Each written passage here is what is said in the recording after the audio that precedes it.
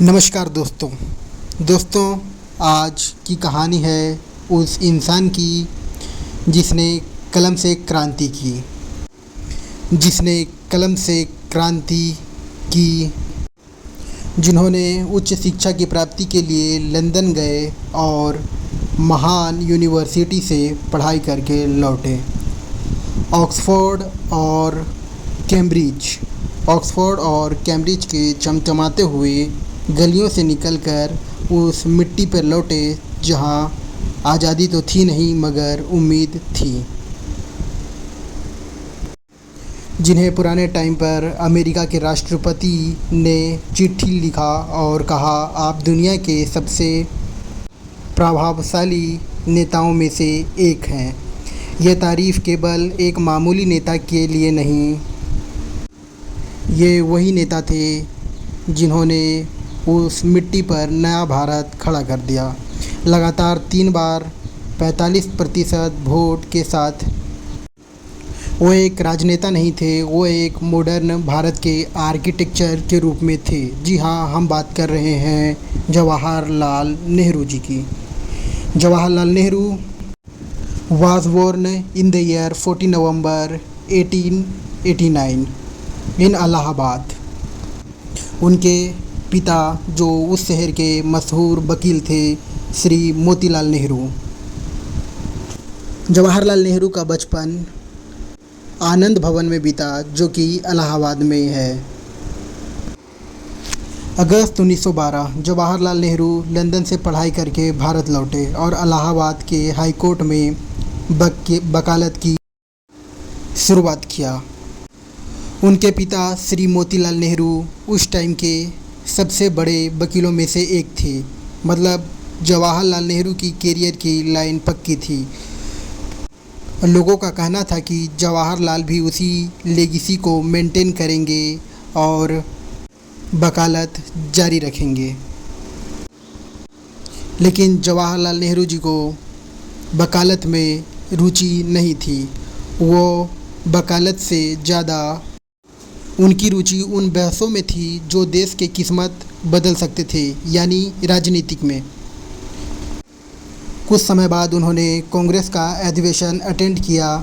उस वक्त कांग्रेस ज़्यादातर मॉडर्न नेताओं का मंच हुआ करता था, जैसे गोपाल कृष्ण गोखले जैसे नेता भी कांग्रेस में उस टाइम पर थे। 1915 में फिर कांग्रेस के नेता गोपाल कृष्ण गोखले की मौत हो गई। मृत्यु होने के बाद मॉडरेटर की ताकत कम पड़ने लगी।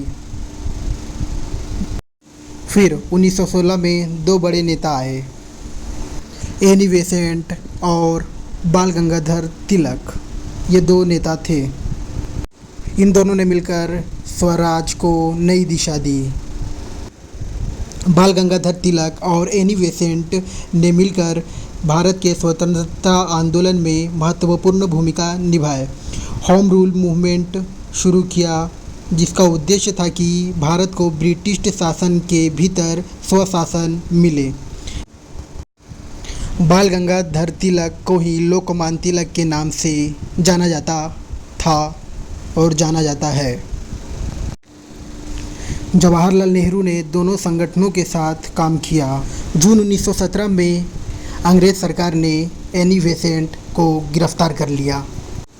एनी बेसेंट जो कांग्रेस की उस टाइम पर लीडर थी।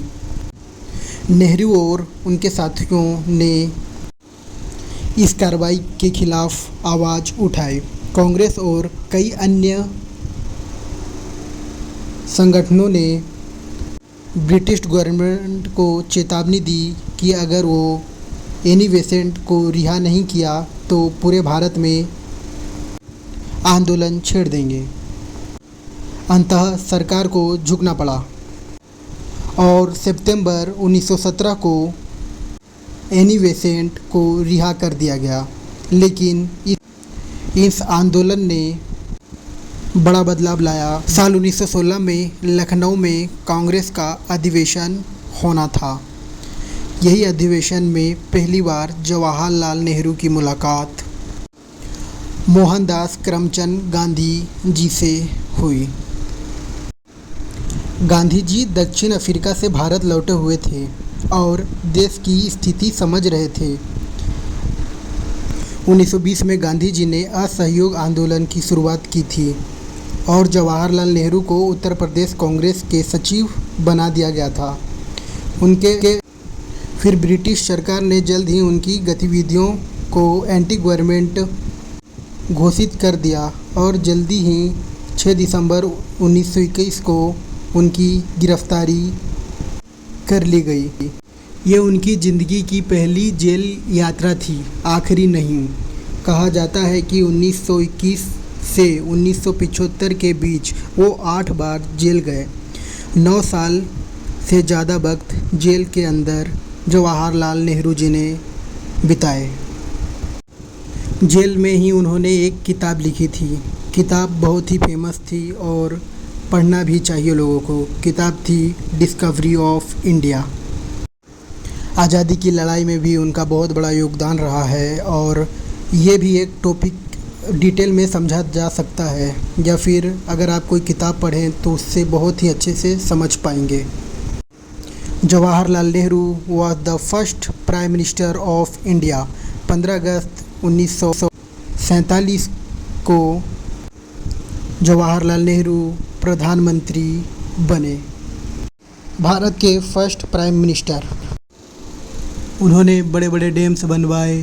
फिर जवाहरलाल नेहरू जी ने IITs का इन्वेंशन किया, मतलब IITs और साइंटिफिक इंस्टीट्यूशंस को बढ़ावा दिया, जैसे IITs, एम्स, फिर स्टील प्लांट्स, वैसे बहुत सारे विकास।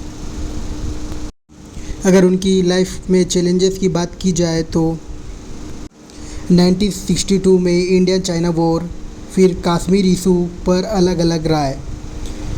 कुछ लोग उनकी पॉलिसीज़ की तारीफ़ करते हैं और कुछ आलोचना भी करते हैं,